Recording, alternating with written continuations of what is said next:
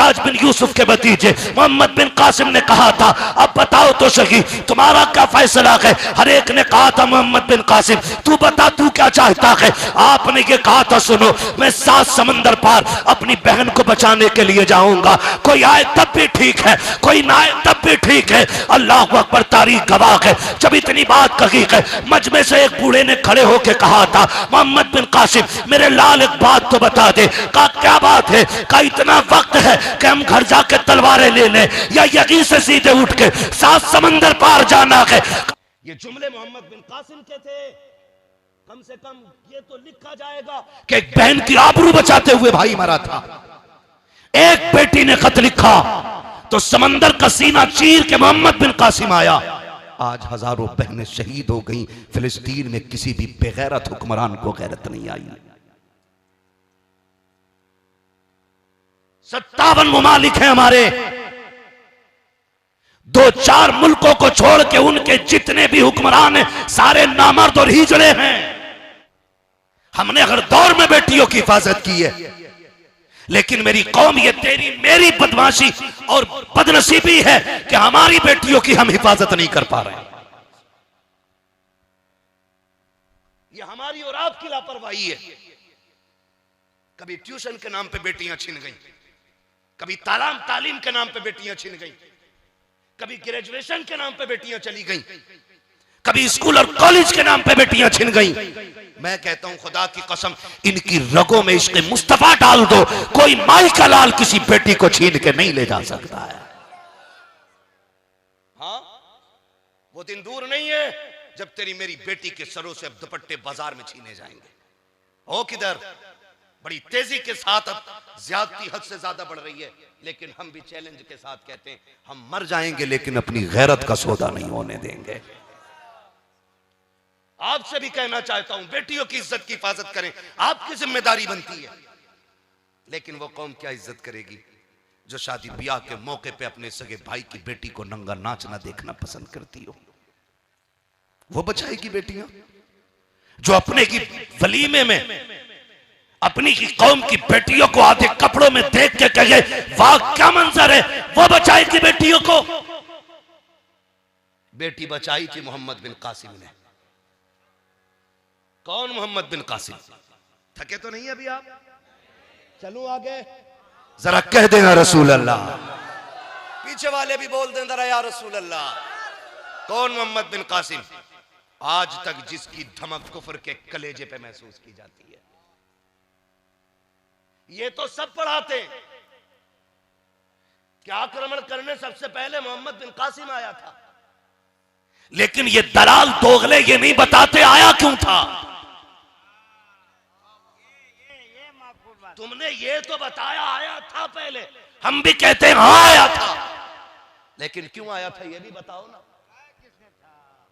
अरे नहीं, मोहम्मद बिन कासिम की बात कर रहा हूं। आया क्यों था? जब राजा दागिर ने समंदर के साहिल से एक इस्लामी शहजादी को कैदी बना करके जेल में डाला था और उसकी इज्जत पे उंगलियां उठने लगी थी।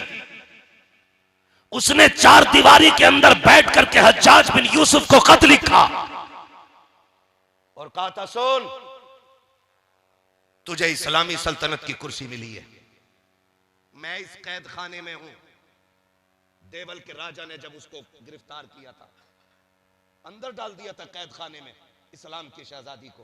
कहा अगर इसमें मेरी इज्जत लुट गई ना तो सुन, कयामत का दिन होगा, तू होगा और मुस्तफा होंगे, मैं तेरा गिरबान पकड़ के कहूंगी आका कैद खाने में मेरी इज्जत लुटती रही और ये मसनद पे बैठ करके बादशाहत के मजे लेता रहा। ये उस कैदी बेटी ने खून से खत लिखा था और जब ये तहरीर हज्जाज बिन यूसुफ के पास पहुंची तो वो तहरीर लेके कभी इधर जाता कभी उधर जाता। मोहम्मद बिन कासिम उसी हज्जाज बिन यूसुफ का भतीजा देख के कहता, चचा क्या बात है, क्यों परेशान हो? कहा क्या बताऊं बेटे, एक कैदी बेटी का पैगाम आया है, कहा फिर का मदद के लिए पुकारा गए। कहा फिर भेजते क्यों नहीं मदद के लिए? हज्जाज बिन यूसुफ ने कहा था कि सारी फौजें इस्लाम के महाज पर हैं, मैं क्या कर सकता हूं, मेरे पास कुछ भी नहीं है। कहा खत देखूं? हज्जाज बिन यूसुफ 16-18 साल का नौजवान, उसने तहरीर पढ़ी, आंखें बरसने लग गई। जुमे का दिन आया, मस्जिद में आया, नमाज अदा की, ऐलान किया, लोगों कोई जाना मत, मेरी छोटी सी बात सुन के जाना। हज्जाज बिन यूसुफ का भतीजा मोहम्मद बिन कासिम मस्जिद में खड़े होके कहता मेरी बात सुन के जाना। पूरी कौम ठहर गई, जो जहां था वहीं बैठा रह गया। आज मस्जिद से ऐलान कर दिया जाता है, कोई इमाम कोई आलिम ऐलान करते कि ठहर जाइए थोड़ी जरूरी बात करनी है। जो अमीर होते हैं वो पहले जूती बगल में दबा के निकलते हैं, कहीं मुझसे पैसे न मांग लिए जाए, कहीं मुझसे सीमेंट की बोरी न मांग ली जाए, कहीं मुझसे वुजू के पानी का इंतजाम न कराया जाए। सलाम है तुम्हें नौजवानों, अल्लाह अकबर। मोहम्मद बिन कासिम ने कहा था थोड़ी सी मेरी बात सुन के चले जाना। जब इतना कहा कि एक बच्चा बैठा रखा था मिंबर पे, मोहम्मद बिन कासिम 18 साल की उम्र में आया और आकर के लोगों के सामने खुतबा दिया और कहा लोगों, 7 समंदर पार से एक कैदी बहन का पैगाम आया है। जब खत पढ़ के सुनाया, पूरी मस्जिद में कोई आंख ऐसी नहीं थी जो आंसुओं से तर नहीं थी, जो भीगी हुई नहीं थी, जो रो नहीं रहा था, हर बंदा रो रहा था। हज्जाज बिन यूसुफ के भतीजे मोहम्मद बिन कासिम ने कहा था अब बताओ तो सही तुम्हारा क्या फैसला है? हर एक ने कहा था मोहम्मद बिन कासिम तू बता तू क्या चाहता है? आपने ये कहा था सुनो, मैं 7 समंदर पार अपनी बहन को बचाने के लिए जाऊंगा, कोई आए तब भी ठीक है, कोई ना आए तब भी ठीक है। अल्लाह अकबर, तारीख गवाह है। जब इतनी बात कही है, मजमे से एक बूढ़े ने खड़े होकर कहा था मोहम्मद बिन कासिम मेरे लाल एक बात तो बता दे। कहा क्या बात है? कहा इतना वक्त है कि हम घर जाके तलवारें ले लें या यहीं से सीधे उठ के 7 समंदर पार जाना है? कहा ऐसी भी क्या जल्दी है कि पता नहीं है, गैरत वाली बहन ने पुकारा है, या तो जान लेके आएंगे या जान दे के आए। नारे तकबीर, नारे रिसालत, बस लगे आला हजरत। ये कहां चला गया? मिल गया ना, मैं इससे पैसे लूंगा। बहुत अच्छी तवज्जो है सारे लोगों की? थक गए आप लोग? नहीं थके तो बोले जरा या रसूल अल्लाह, या रसूल अल्लाह, और जोर से बोलो या रसूल अल्लाह। डॉक्टर इकबाल ने कहा था यूं तो सैयद भी हो, मिर्जा भी हो, अफगान भी हो, तुम सभी कुछ हो, बताओ कि मुसलमान भी हो। पढ़ो अपनी तारीख और समझाओ जमाने को, अपने आप को बदलो। मोहम्मद बिन कासिम ने क्या कहा? बस आप मुझे सुन ले, उसका मसला छोड़ दीजिए, मैं हूं ना, अगर ये भी नहीं बोलेगा मैं ऐसे बोल लूंगा। अल्लाह ने हुजूर के कदमों के लुक़्मों में वो बरकतें दी है, बिना माइक के भी वहां तक आवाज जाएगी मेरी, टेंशन नहीं है कोई भी। लेकिन महफिल इतनी अच्छी है ना, तो फिर नहीं चाहता कि इसका तसलसल टूटे। पूरे मजमे ने कहा था घर जाने का वक्त है या यहीं से सीधे चलना है? मोहम्मद बिन कासिम छोटी सी जमात लेके 7 समंदर पार, 18 साल का नौजवान आया। आज हम देखें 18 साल का हो जाए तो अम्मा कहती है भी तो बालक है, गलती कर दे कोई भी कह रहे बालक है, ठीक हो जाएगा, बाद में बच्चा ही तो है। हम आज 18 साल के को बच्चा कहते हैं, और वो 18 साल का समंदरों का सीना चीर के साहिल पे आया और दुश्मनों की ईंट से ईंट बजा करके जब इस्लामी शहजादी को लेकर के चलने लगा ना, तो किसी ने रुक के कहा था मोहम्मद बिन कासिम जरा रुक तो सही, तुझे इतने दूर आते हुए डर नहीं लगा? डर नहीं लगा? उसने कहा डर किस बात का? जब से हुजूर का कलमा पड़ा गया डर तो रगों से निकल ही गया है। डर की बात कहा यहां आए चंद लोगों को लेकर के, वो तो किस्मत अच्छी थी कि जीत के जा रहा लेके बहन को, मारा भी तो जा सकता था। उसने कहा मरना बेहतर था बेगैरती के जीने से। कम से कम तारीख में ये तो लिखा जाता कि गैरतमंद भाई बहन की आबरू बचाते हुए मारा गया था। इससे सबक सीखना चाहिए पूरी उम्मत मुस्लिमा को। ये जुमले मोहम्मद बिन कासिम के थे, कम से कम ये तो लिखा जाएगा कि एक बहन की आबरू बचाते हुए भाई मरा था। एक बेटी ने खत लिखा तो समंदर का सीना चीर के मोहम्मद बिन कासिम आया।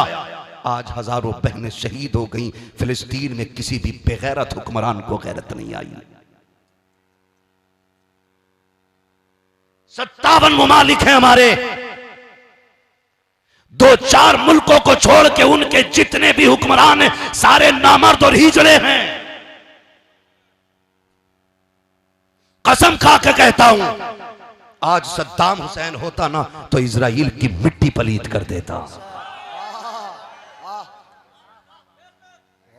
दिल दुखाए दिल, वो सऊदी अरबिया जो इस्लाम की ठेकेदारी का ठेकेदार बना बैठा है और उनकी दुनिया भर में ढिंडोरा पीटने वाली नाजायज देवबंद की औलादें, नजद की बदमाश औलादें जो कहते हैं अगर हक पे न होते तो काबे की चाबी उनके पास क्यों होती। मेरा चैलेंज है उन्हें, साबित करो मेरे हुजूर का मदीना शरीफ। अभी दिलदार भाई वगैरह उमरा करके आए, उन्होंने मुझे बताया ये लोग कुत्ते खबीस मस्जिद नबी के सामने ये वहीं से थोड़ा सा आगे बढ़ के पिक्चर हॉल बना रहे हैं। और अभी यहूदियों के किसी जनरल ने कहा है कि सऊदी अरबिया हमारी मुट्ठी में है, और ये सच है क्योंकि ये अमरीकी दलाल हैं, यहूद की नाजायज औलादें हैं। ये जितने भी आले सऊद हैं ये सारे के इब्नुल यहूद हैं। हाँ, वरना मदीना हुजूर का वो शहर है, जानते हो, जिसे मेरे हुसैन ने सिर्फ इसलिए छोड़ दिया था कि यहां खून का कतरा ना गिरे।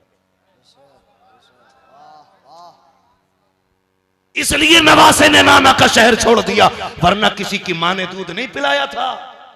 हजरत अब्दुल्ला इब्ने उमर ने कहा था, हुसैन अगर आप कहो तो अगर उसके साथ 22,000 है, तुम्हारे साथ लाखों तलवारें होंगी, मदीना छोड़ के ना जाइए। तो मेरे इमाम ने कहा था छोड़ के न जाता अगर इस शहर के हुर्मत का एहतराम का ख्याल अगर ना होता। इसलिए छोड़ रहा हूं ताकि मेरे नबी के शहर में खून का कतरा ना गिरे। और ये जो आले यहूद बैठे ये सऊद बन करके, तुम्हें क्या लगता ये तुर्कों से छीन लेते? औकात थी इनकी, चुटकियों में मसल देते तुर्की ने, चुटकियों में। फिर इन्हें हरम क्यों दिया? क्योंकि ये वहां पे खून बहाने पे आमादा थे, और तुर्क मदीने और मक्के का एहतराम करने वाली कौम है। इसलिए कहा था खून बहाने से बेहतर है लो हम मदीना छोड़ के जा रहे हैं। रोना आता आज उम्मत की किस्मत पे, रोना आता है मुझे। सोचता हूं कि हुजूर पे मजार में क्या गुजरी होगी जब यहूदियों ने बैतुल मुकद्दस के ताले फिर से तोड़े होंगे। सलाहुद्दीन अय्यूबी की रूह तड़प गई होगी जब इन कमीनों ने जाकर के उसमें अपने मजहब के मुताबिक इबादत की होगी। मर गई गैरत। आपसे भी एक सवाल है मेरा, हम फिलिस्तीन फिलिस्तीन फिलिस्तीन की मदद गाते रहे, लेकिन उनके लिए क्या किया? क्या किया उनके लिए? आप कहेंगे हम कुछ नहीं कर सकते, बिल्कुल ठीक है, कुछ नहीं कर सकते, उनकी मदद नहीं कर सकते, वहां जा नहीं सकते, मगर फिर इतना तो कर सकते हैं कि उनके लिए हाथ उठा के दुआएं कर सकते थे। सच बताना कितने लोगों ने तहज्जुद में उठने की आदत इसलिए बनाई है कि हम आज रात को उठ के फिलिस्तीन के लिए दुआ करेंगे। कोई नहीं उठा हम में से। थोड़ी देर चैटिंग की, वीडियो देखी, कुछ आंसू आ गए, थोड़ी सी बात कर दी, थोड़ा सा कमेंट कर दिया, बस हो गए मुसलमान। हमने इतना किरदार अदा किया। मैं पूछना चाहता हूं, हम एक तरफ तो कहते हैं हम फिलिस्तीन के हक में हैं और दूसरी तरफ हम इजराइल के प्रोडक्ट यूज करते हैं। बताओ किले किसका पानी? इजराइल का। मैं कहता हूं उसके भरी हुई बोतलों से बेहतर है किसी नाली का बहता हुआ पानी पी लो, इसलिए कि उसमें निजासत मिली होगी, किसी मजलूम के खून का असर नहीं होगा। बर्गर और पिज्जे खाने वालों, अपने बच्चों को KFC का सामान ला करके खिलाने वालों, मैं पूछना चाहता हूं क्या तुमने नहीं देखा जब फिलिस्तीन के बच्चे हाथ में फीडर लेके दूध के लिए रो रहे हैं, क्या तुम्हें ख्याल तक नहीं आता कि तेरे बच्चे जब यहूद और नसारा के बनाए हुए सामान से पेट भर के सोते हैं, उसी के खरीदे हुए बारूद से फिलिस्तीन के मजलूमों पे ज्यादती की जाती है? कम से कम उसे बंद करके ये तो बता दिया होता कल भी हम मजलूमों के साथ थे, आज भी मजलूमों के साथ हैं और आखिरी सांस तक हम मजलूमों के साथ खड़े रहे। बहुत अच्छी, वाह। जिसे डर लगता हो वो डरे और मर जाए जाके। हमें ऐसी बेगैरती की जिंदगी गवारा नहीं, हम तो गैरत वाली मौत मरना गवारा करते।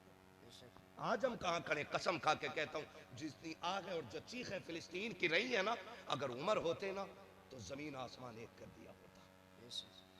आधी दुनिया का बादशाह है उमर, जो कुर्सी पे बैठा तो शेर बकरी एक जगह पानी पीने लग गए।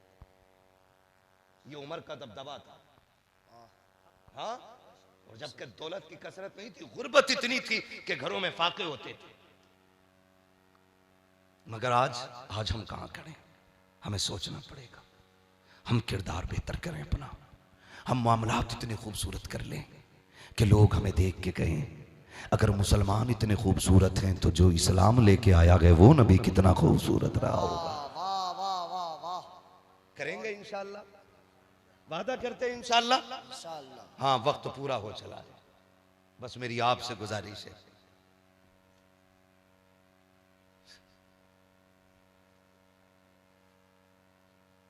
भाई मैं आपसे कहना चाहता हूं, आपके पास बहुत टाइम है, लेकिन अच्छा होगा कि अगर आइंदा कभी जलसे होना तो कम वक्त में जलसे मुकम्मल कर लिया करें। मैं भाई से कह रहा था बैठा हुआ, मैंने कमेटी वालों से कहा था ज़रूरी यह है कि जलसे ऐसे वक्त में ख़त्म करें कि नमाजी को फजर की नमाज भी मिल जाए और मजदूर को सुबह की मजदूरी भी मिल जाए। ज़रूरी नहीं है 4 बजे तक चलेगा जलसा मकबूल होगा। एक बंदे का भी दिल बदल गया ना तो समझ लेना जलसा करना भी कामयाब और जलसा कराना भी कामयाब है। ठीक है ना, इंशाअल्लाह उम्मीद की जाती है आइंदा।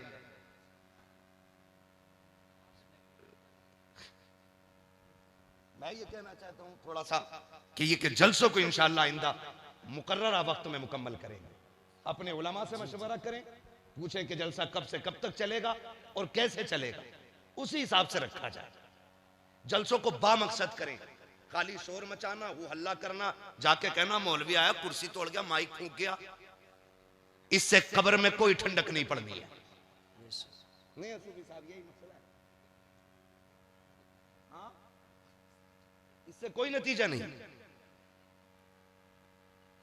नात सुनो अदब के साथ, और ऐसे अदब से कि नात यहां हो रही हो दिल गुंबदे खजरा का तवाफ कर रहा हो।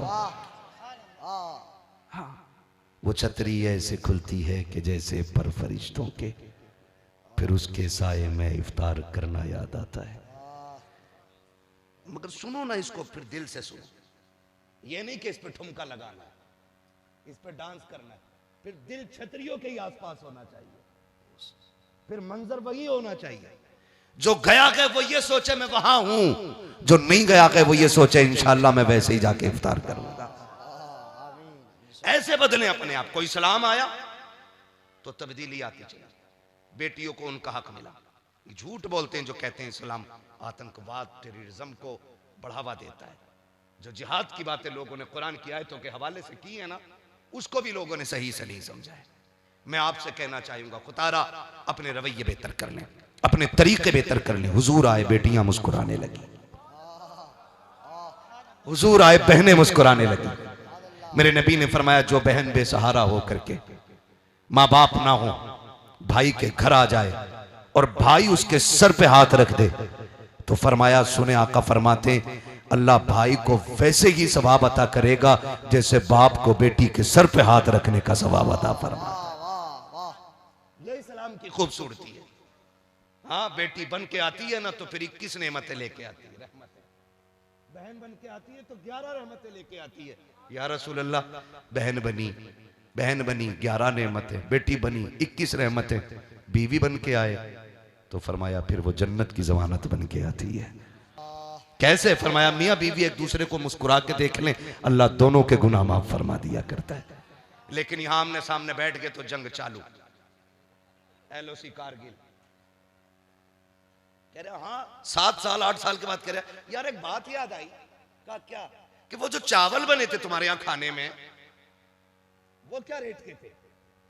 8 साल के बाद पूछ रहा बीवी से। ठलुआ है ना, बेरोजगार है, काम कोई है ही नहीं, तो यही पूछेगा बीवी से। उसे पता ही नहीं कि तेरे बाप ने मेरी बेइज्जती कराई थी। 2 रंग का चावल था वो, आज कह रहा 8 साल के बाद। और जब बाप की बात आती है ना, अंदर की बात बता दूं आप लोगों को, ये घर जाके मत बताना। अगर घर चलाने हैं ना तो बीवी के बाप और भाई को कभी बुरा मत कहना। ये बात अपने तक ही रखना। क्यों शिवानी साहब, आप तो सब कुछ झेले बैठे। भाई हम भी उसी कैटेगरी में हैं जिसमें ये अल्लाह ने बड़े खूबसूरत बच्चे और बच्चियां अता की हैं भाई को, और सारे ही बच्चे पढ़े लिखे हैं, काबिल बच्चे हैं माशाल्लाह। बाप दिनों रात इसलिए मेहनत करता है ताकि बेटे के सर पे साया आ जाए। इसलिए बाप दूर दराज का सफर करता है ताकि बच्चियों की जिंदगी में बहार ला सके। ये सिर्फ इनका ही नहीं, हर बाप का यही मामला है, हर बाप का। लेकिन औलाद पे ये लाजिम है उसकी कुर्बानियों का ख्याल रखे। ये नहीं वो बूढ़ा हो जाए तो उसे रोड पे छोड़ दे, वो अपना आप एसी में पैर पे पैर रख के आज अब्बा नहीं दिख रहे। सुन भाई, जब अब्बा को तू नहीं दिखता था ना, वो पैर पे पैर रख के नहीं कहते थे आज मेरा बेटा नहीं दिख रहा है, वो लाठी उठा के निकल जाते थे, किधर है मेरा बेटा। एक एक से पूछते थे, फला फला फला तूने मेरा बेटा देखा, तूने मेरा बेटा देखा। जब तक तू आ नहीं जाता था वो बैठते नहीं थे। तुझ पे भी ये लाजिम है, अगर अब्बा नजर नहीं आ रहे ना, एक बार तू भी निकल, बाप को तलाश कर, उसे पता चलेगा ना मेरा बेटा मुझे ढूंढने निकला। अल्लाह की कसम खा के कहता हूँ उसका दिल ठंडा होगा, दिल से एक आग निकलेगी, दुआ बनेगी, अल्लाह उसी दिन से तेरी तकदीर के फैसले फरमा देगा। ये आप सब पे लाजिम है, मुझ पे भी लाजिम, मुझ पे भी लाजिम। मैं कभी कभी सोचता हूं वो बंदे कितने खुश नसीब है जो माँ बाप के पास रहते। हमें बहुत कम वक्त मिलता माँ बाप के पास बैठने का, लेकिन उसमें भी कोशिश करते हैं कि उनके कदमों में बैठने जगह मिले। घर कभी भी जाया करो अब्बा के सामने मास्टर, कलेक्टर, डिप्टी इंजीनियर बन के नहीं, वही गुड्डू, पप्पू, कलुआ, मलुआ, भोलू, गोलू, यही बन के जाया करो और उनके पैरों में बैठ जाओ। आप कुछ भी है ना, स्टार है ना, आपके कंधे पे उतार के रख दे, पगड़ी है ना एक तरफ रख दे, जुब्बा है सादे लिबास में आ जा, बैठ मां के पैरों में। कि अम्मी वो हाथ जो बचपन में डाला करती ना सर में, वो जरा लगा दे, कह क्योंकि दर्द हो रहा है। कसम खा के कहता हूं जो बड़ी बड़ी गोलियों से दर्द ना रुके, माँ का हाथ सर पे आता है फौरन दर्द ठंडे पड़ जाया करते हैं। इसलिए कि सिर्फ माँ का हाथ नहीं होता, ऐसा लगता है जैसे जिब्रील के परों का साया आ गया है। ये माँ होती है, बैठो उसके पाए कदमों में, बैठो उसके पैरों में, कभी दुआएं लो उससे। वो सबसे अमीर है जिसके पास माँ है, वो बादशाह है जिसके पास बाप है, और वो सबसे बड़ा गरीब है जिसके पास से माँ बाप जा चुके हैं। वो बंदा गरीब हो गया। इनकी कदर जाने के बाद मालूम होगी।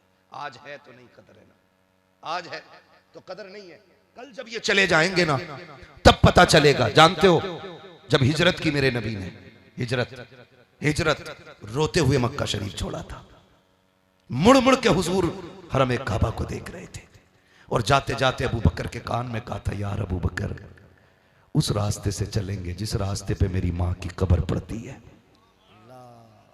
ये माँ होती है। मेरा नबी हिजरत कर रहा है, हिजरत कर रहा, अबू बकर उस रास्ते से चलना है जिस पे मेरी माँ की कब्र पड़ती है। अबू बकर सिद्दीक कहते मैं हुजूर के साथ था, हुजूर माँ की कब्र पे आए, कहते अजीब मंजर था, सरकार माँ की कब्र पे बैठे रोने लग गए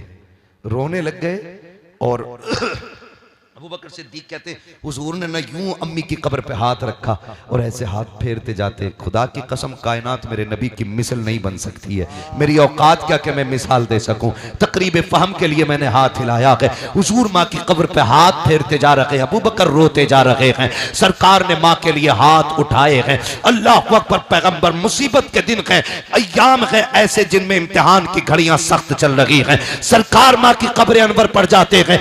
आज भी मैं कहता हूं यार माँ है तो कदर कर लो, वरना तुम देखो उन बेटों को जो दुबई सऊदी अरबिया चले जाते हैं, माँ दुनिया छोड़ के चली जाती है, जब लाखों का बैलेंस लेके वो विदेश से पलटते हैं, दूसरे मुल्क से बेहिसाब दौलत लेके आते हैं। मैंने आज तक किसी बेटे को तोड़ के इसी के कमरे में जाते नहीं देखा है। मैंने बड़े बड़े पैसों को रोते हुए कब्रिस्तान की तरफ जाते देखा है। जा पूछ कलाई पकड़ के, तू तो 10 साल में लौटा है, तेरे पास दुबई की करेंसी है, तेरे पास सऊदिया की करेंसी है, तेरे पास अदर कंट्री की यूएसए की दौलत है, रो क्यों रहा है? वो कहता है ये सब कुछ है, मगर मां नकी है तो गरीब लग रहा हो, मां नकी है तो तनखा लग रहा हो।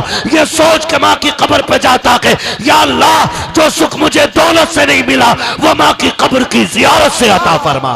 नारे तकबीर, नारे रिसालत, मसलके आला हजरत अज़मते वालिदैन जिक्रे वालिदैन एहसाने वालिदैन सरकारे दो आलम कॉन्फ्रेंस मुफ्ती हम्मा साहब ने मिला। वाह बहुत अच्छे। कदर करें माँ की, कदर करें। वो कहा था किसी ने, सूफी साहब, बड़ी प्यारी बात कोई कह गया। कहा था कि मौत की आगोश में जब थक के सो जाती है माँ, तब कहीं जाकर के थोड़ा सा सुकून पाती है माँ। प्यार कहते हैं किसे और ममता क्या चीज है, कोई उस बच्चे से पूछे जिसकी मर जाती है माँ। क्या पता माँ क्या है, आज है तो कदर नहीं। कर लो मेरे लाल, कदर कर लो मेरे भाई, मेरे बुजुर्गों, कदर कर लो, कर लो। वरना कसम खा के कहता हूँ, ईद के दिन देखो, ईद के दिन जिनकी माएँ नहीं होती वो 2 रकात पढ़ के घर नहीं आते, कब्रिस्तान जाते हैं। जबकि पूरी दुनिया ईद के दिन 2 रकात पढ़ के घर दौड़ती है, लेकिन बिन माओ के लाल कब्रिस्तान जाते हैं। कभी उनका दर्द जाना, कभी उनकी तकलीफ समझी। जाके देखो, नए कपड़े पहन के कोई माँ की कब्र से लिपट के रो रहा है, कोई माँ को सलाम करते करते चीख मार के रोने लग जाता है। आज है तो सलाम नहीं। ईद आएगी, त्यौहार आते हैं, हम मोबाइल उठाएंगे, 3 लाइनें लिख देंगे, 3 लाइनें लिख देंगे कि भाई सबको मेरी तरफ से ईद मुबारक, तूने दुनिया को दी। बूढ़ी माँ जो तुझे गोद में लेके 2 साल तक भटकती रही, तेरे मुंह में उसके लिए 2 जुमले सलाम के नहीं थे। वो बाप जो रोज मंडी में जाके इसलिए बिकता रहा कि मेरे बेटे की जेब पे कलम लग जाए, तेरे पास उसके लिए 2 जुमले सलाम के नहीं थे। जिसने रोज सूरज सर पे इसलिए उतार दिया कि कल मेरा बेटा ठंडी हवा में बैठ के जिंदगी गुजार सके, आज तो उस बाप के गले लग के इतना नहीं कह सकता तुझे ईद मुबारक हो। क्या जिंदगी है यार, क्या जिंदगी है। उनसे जाके पूछो जिन्होंने माएँ खो दी हैं, जिनके पास बाप नहीं है, ईदें ईदें नहीं लगती, ईदें ईदें नहीं लगती हैं, मुश्किल हो जाती है जिंदगियां। अल्लाह ने माँ दी है, कदर कर लो। हम अपने आप को देखें, मैं बड़ी बात कहने लगा हूं, माफ कर दीजिए अगर किसी को बुरा लग जाए। मैं दुख देने नहीं आता, मैं तकलीफ देने नहीं आया, बस मैं चाहता हूं कि हम समझें जरा, हम रिश्ते निभाना शुरू कर दें यार, रिश्ते निभाना शुरू कर दें। मुझे जो माँ को 500 नहीं बल्कि 50 रुपए का दुपट्टा खरीद के ना दे और काबे का पूरा गिलाफ बनवा के लटकवा दे और करोड़ों और अरबों रुपए का, रब को तुम्हारे ऐसे गिलाफ की कोई जरूरत नहीं है। उसके लिए माँ का वो 70 रुपए का दुपट्टा बड़ा पसंद है, वो लेके जाओ ना कभी माँ के पास, आज नहीं उसके लिए। हम बाजार से 5 किलो का थैला लेके आए, कितने किलो का? 5 किलो का थैला। ऑटो ना मिले, बाइक ना हो, घर में आके थैला फेंक के गुस्सा बीवी पे उतार के कहते पानी लाओ, देखती नहीं थक गया हूं मैं, पसीना आ रहा है, देख मेरा बाजू काम छोड़ गया। यार उस मां को क्यों नाराज कर बैठे हो जिसने तेरा बोझ 9 महीने तक पेट में रखा और कभी तुझको ताना नहीं दिया। तू 5 किलो का थैला लेके मर जाता है, वो 9 महीने तक पेट में रखे रहती है, और रखती नहीं बल्कि तेरे लिए अपनी खुशियां कुर्बान करती है। जब से तू पेट में आया ना, तेरा वजूद बढ़ने लगा, उसने उल्टा लेटना छोड़ दिया, उसने अपनी पसंद के खाने छोड़ दिए ताकि तेरा वजूद परवरिश पाता रहे।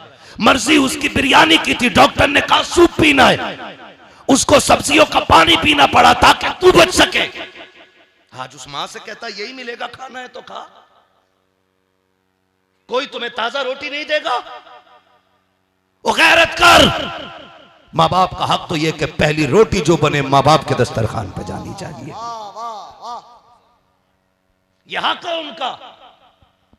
गरम रोटी उन्हें खिला, और अब्बा को बैठा के कहे जब तू जवान था मैं कमजोर था, तू मेहनत करता था मैं ऐश करता था, अब तू कमजोर है मैं जवान हूं, तू ऐश कर मेहनत करना अब मेरा काम हो गया है।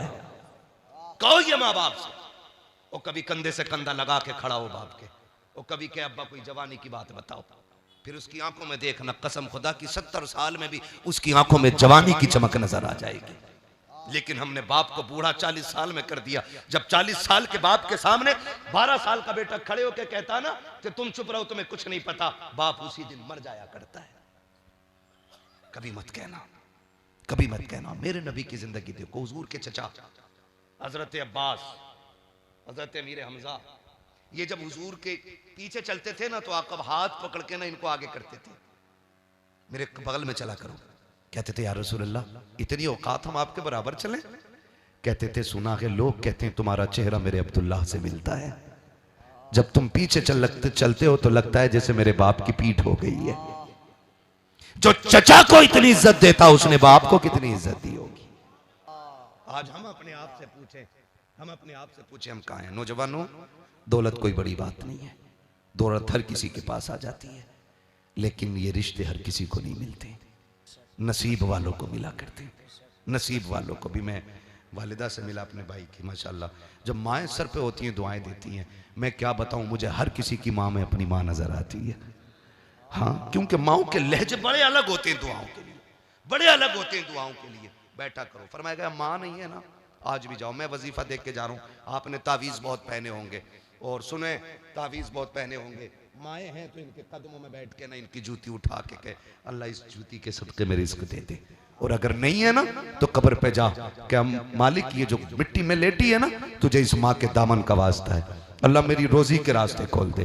फरमाया गया दुआ करके घर बाद में पलटोगे, अल्लाह अर्शों से रिज़्क का इंतजाम पहले फरमा देगा। सुभान अल्लाह। लेकिन जहां मांगना था वहां मांगा नहीं, और जहां से मिलना नहीं था वहां एड़ियां रगड़ दी, एड़ियां रगड़ दी। मैं कसम खा के कहता हूं, अगर माँ बाप नाराज हैं तो हुजूर की चौखट से भी कुछ नहीं मिलने वाला है, और माँ बाप राजी हैं तो यहां से आवाज दोगे तेरी आवाज अर्शों तक पहुंचेगी, मगर शर्त है माँ बाप राजी होने चाहिए। करेंगे इंशाल्लाह, वादा करते हैं सारे नौजवान इंशाल्लाह, माँ का एहतराम करेंगे इंशाल्लाह। अल्लाह जिनकी माएँ दुनिया से चली गई हैं उनकी मग़फ़िरत फरमा दे, जो दुनिया में बाहयात हैं उनकी उम्रों में बरकतें अता फरमा दे। मालिक जो वालिदैन दुनिया से चले गए हैं, जो बाप चले गए अल्लाह उनको बेहिसाब बख्श दे, और जो दुनिया में गए अल्लाह उन बापों का साया औलाद के सर पे दराज फरमा दे। कह दे आमीन, कह दे आमीन। अल्लाह सबको करोड़पति बना दे। हाँ, इसमें खूब कहोगे, मगर ऐसे नहीं बनने वाले। मिटा दे अपनी हस्ती को अगर कुछ मर्तबा चाहे, कि दाना खाक में मिलकर गुले गुलजार बनता है। जो गिरना नहीं जानता है वो उठना नहीं जानता है।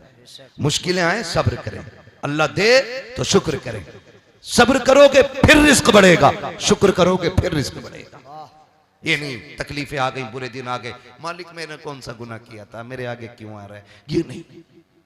मुसल्ले पे आओ, सजदे करो, मुस्कुरा के देखो, जिसमें तू राजी उसमें मैं राजी। अगर तुझे मेरी गुर्बत अच्छी लगती थी तो फिर मुझे भी तेरी तकदीर के किए हुए फैसले अच्छे। सुने, जो गुर्बत देने वाला है वही दौलत देने वाला है। जब तुम उसके लेने पे राजी होगे ना, वो इतना देगा कि 7 पुश्तों से नहीं खत्म होगा। इसलिए रब का शुक्र भी अदा करना है और मुसीबत में सब्र भी करना है। ठीक है, भाई ने कहा था हुजूर का शजरे नसब पढ़ देना है, ज्यादा वक्त नहीं लगेगा, 2-3 मिनट में पढ़ दे रहा हूं। इरशाद हो। तो 4:30 में हुजूर कहीं मेरी अजान जनाजा ना हो जाए। हाँ, मैंने माइक का नहीं, वो मैंने पहले ही बता दिया था असल में। ऐसा ही हो जाता है कभी कभी। खैर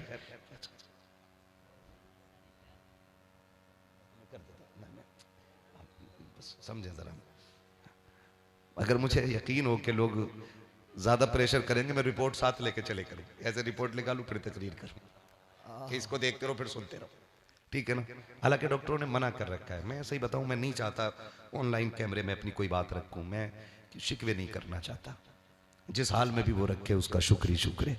अब तक उसने ऐश की खिलाई है तो कोई शिकवा नहीं था, जब थोड़ी सी अगर बीमारी आ गई है तो फिर शिकवा किस चीज़ का है। इसमें भी उसने बेहतरी रखी होगी ना, इसमें भी वो फरमाया गया जब बंदे पे मुसीबतें आती हैं तो बंदा रब के करीब होता चला जाता है। मैं कहना नहीं चाहता, लेकिन जब सूफी साहब प्रेशर लोग करते हैं, लगता है कि मैं कोई घमंड दिखा रहा हूं तो फिर मुझे बताना पड़ता है। यकीन जाने मेरे कोलेस्ट्रॉल का लेवल 500 से ऊपर है, 500 से ऊपर। डॉक्टर ने बिल्कुल बैन कर रखा तकरीर करने को, बिल्कुल, लेकिन फिर मैं तकरीर करता हूं। क्यों क्यों? ये नाज ये अंदाज हमारे नहीं होते, झोली में अगर टुकड़े तुम्हारे नहीं होते, मिलती ना अगर भीख हुजूर आपके दर से, इस शान से मंगतों के गुजारे नहीं होते। बेदाम की बिक जाइए बाजारे नबी में, इस शान के सौदों में खसारे नहीं होते। बस ये सोच करके उजाले अपनी यादों के हमारे साथ रहने दो, न जाने किस गली में जिंदगी की शाम हो जाए। यकीन जाने ये पैसे, ये इनाम और ये जो मोहब्बत है आपने लुटाई। मैं सुबह यहां गया था फजर में, इतना अच्छा इंतजाम मेरे भाई ने किया। यकीन जाने हमारी औकात से बेहतर इंतजाम हमारे लिए किया गया था। वाह मैं उस एहसान का बदला भी पूरा नहीं करके जा रहा हूं, लेकिन जितनी ताकत थी मैंने उतनी बात कर ली है। इंशाअल्लाह अगर सेहत रहेगी, जिंदगी रहेगी, तो फिर इंशाअल्लाह बात हो जाएगी। राजी है ना आप लोग?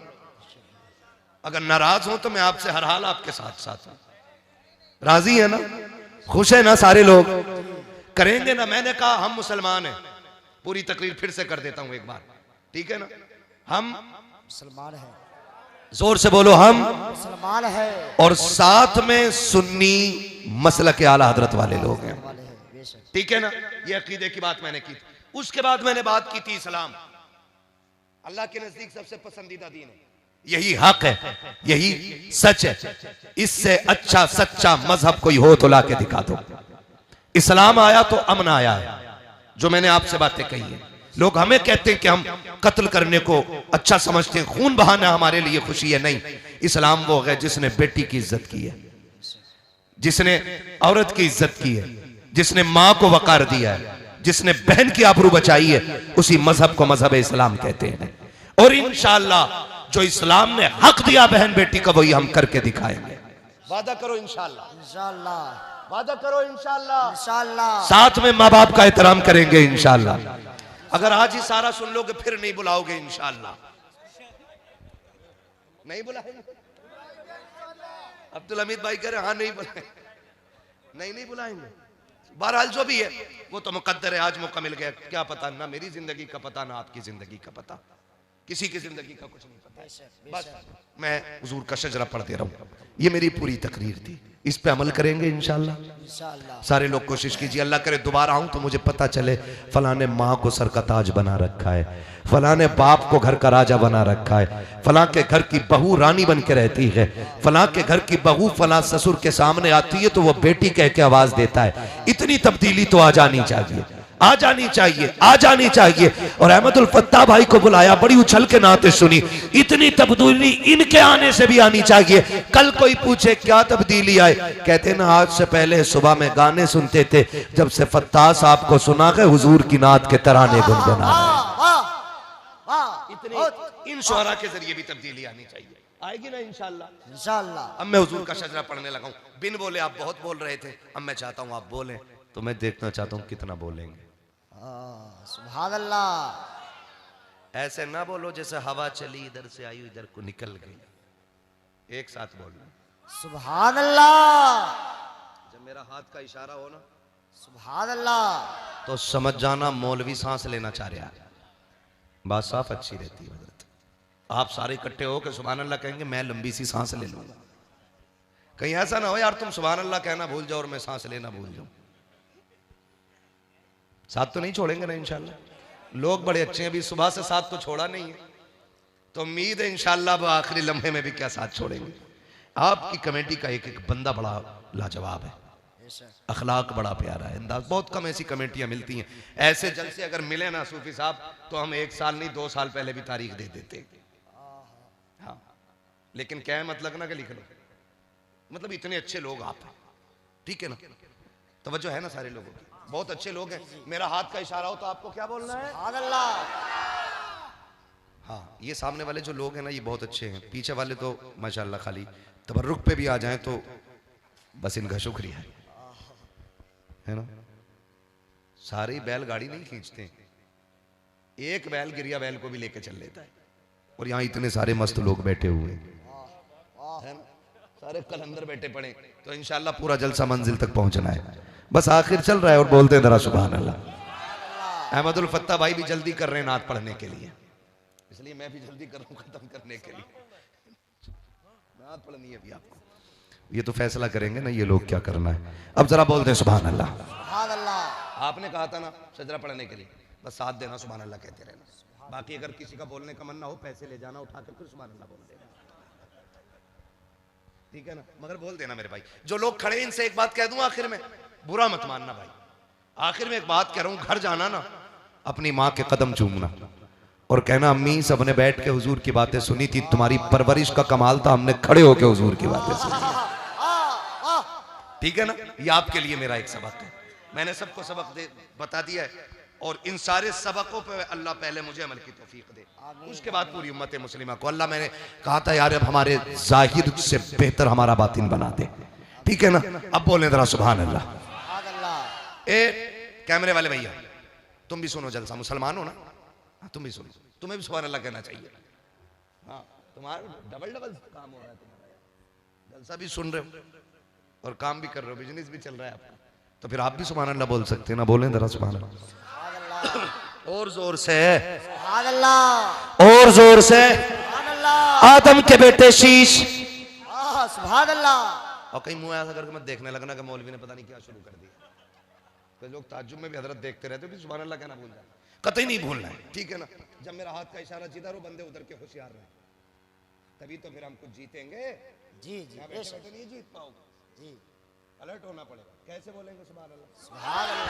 आदम के बेटे शीश, शीश के बेटे अनस, अनस के बेटे कैनान, कैनान के बेटे मेलाइल, मेलाइल के बेटे ब्यारत, ब्यारत के बेटे इदरीस, इदरीस के बेटे मुतवशिक, मुतवशिक के बेटे लमकने के नाम, लमकने के नाम के बेटे नूह, नूह के बेटे साम, साम के बेटे जुलात, जुलात के बेटे साले, साले के बेटे आबिर, आबिर के बेटे दाता, दाता के बेटे रावा, रावा के बेटे सारू, सारू के बेटे नाखुर, नाखुर के बेटे तारिक, तारिक के बेटे इब्राहिम खलीलुल्लाह, इब्राहिम खलीलुल्लाह के बेटे इस्माइल ज़बीहुल्लाह, इस्माइल ज़बीहुल्लाह के बेटे केदार, केदार के बेटे अवाम, अवाम के बेटे हमल, हमल के बेटे साबित, साबित के बेटे सलमान, सलमान के बेटे रईसा, रईसा के बेटे इलियसा, इलियसा के बेटे ओद, ओद के बेटे अव्वा, अव्वा के बेटे अदनान, अदनान के बेटे मोहित, मोहित के बेटे नदार, नदार के बेटे मुदिर, मुदिर के बेटे इलियास, इलियास के बेटे मुदरिका, मुदरिका के बेटे खदीमा, खदीमा के बेटे किनाना, किनाना के बेटे नदर, नदर के बेटे मालिक, मालिक के बेटे फार, फार के बेटे गालिब, गालिब के बेटे लुई, लुई के बेटे काब, काब के बेटे मुर्रा, मुर्रा के बेटे किलाब, किलाब के बेटे कुसई, कुसई के बेटे अब्दे मनाफ, अब्दे मनाफ के बेटे हाशिम है, हाशिम के बेटे अब्दुल मुत्तलिब है, अब्दुल मुत्तलिब के बेटे अब्दुल्लाह है, अब्दुल्लाह के बेटे मोहम्मद रसूलुल्लाह। नारे तकबीर, नारे रिसालत, मसले के आला हजरत, मसले के आला हजरत, दो आलम सरकार कॉन्फ्रेंस, सरकार दो आलम कॉन्फ्रेंस, सदर